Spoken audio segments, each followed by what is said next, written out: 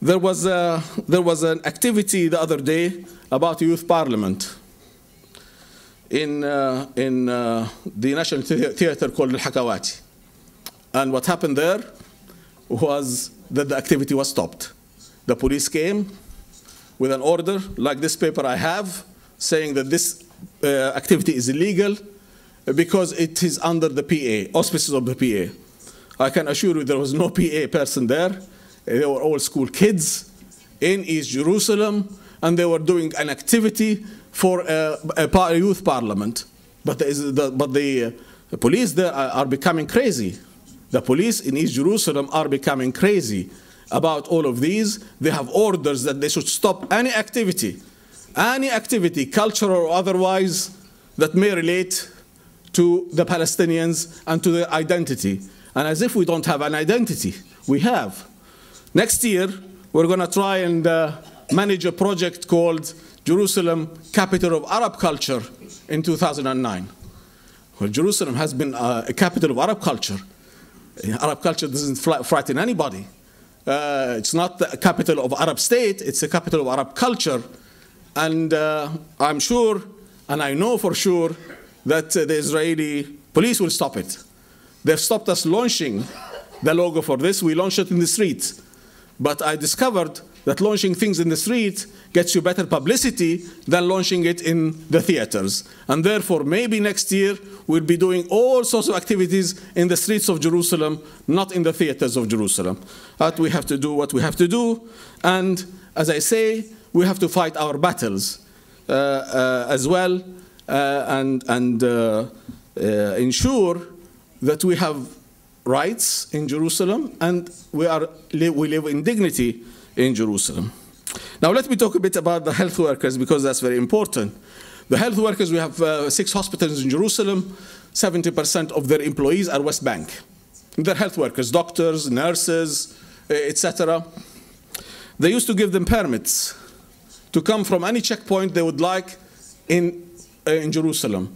Zayim checkpoint, Hizma, Kalandia, etc. Well, a few months back they said, no, for security reasons you have to come in from one checkpoint, only Kalandia. Okay, Kalandia it is. You can't come with car, you have to walk. Okay, walk it is. No, that's not enough. When you come in the queue, you have to put your 5 fingers, you have to take the 5 fingers there, and your iris. They have to check your 5 fingers and your iris. And when they told me this story, I said, I'm very worried that the Israelis may discover that the rectum is a special, unique thing, and then every Palestinian has to take their trousers off and in front of the machine, and therefore to make sure that it's 5 fingers, 1 iris, and 1 rectum. This is what is happening to us. We're becoming also funny about it, but that is what is happening to us in East Jerusalem. This does not really bring peace. This brings war. So where do we go from here? Where do we go from here? We have to be optimistic. We have to go forward. We have to accept that we have to share and enjoy the city. Of course, there is an Arab initiative that has been put on the table, and the President has been supporting it for a long time. And the Arab initiative talks about a real solution between 57 countries and Israel. Normalization of relations should the Israelis go out of the 67 borders so that the Palestinians can establish a state, and also we find a just and agreed upon solution for the refugee problem, because that's also a problem. But that's an initiative, I think, that we have to be optimistic about and work for.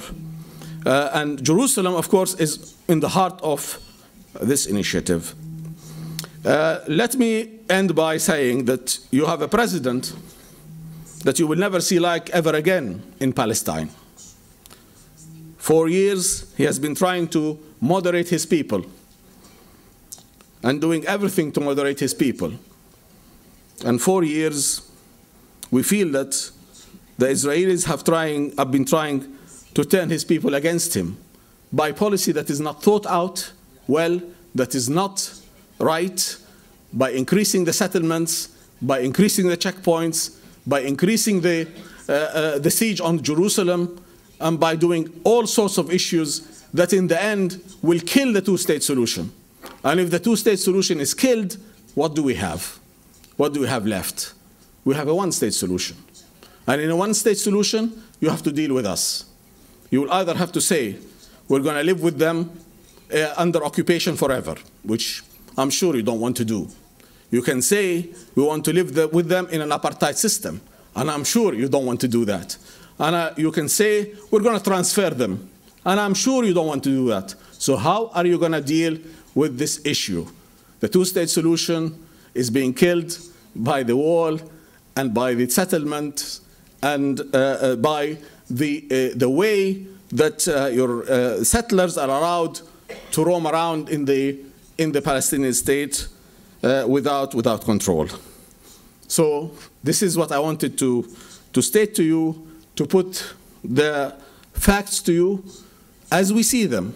And remember, perception is more true than the truth sometimes. This is our perception of it. And you can tell me and you can argue with us as much as you want, but this is how we perceive ourselves.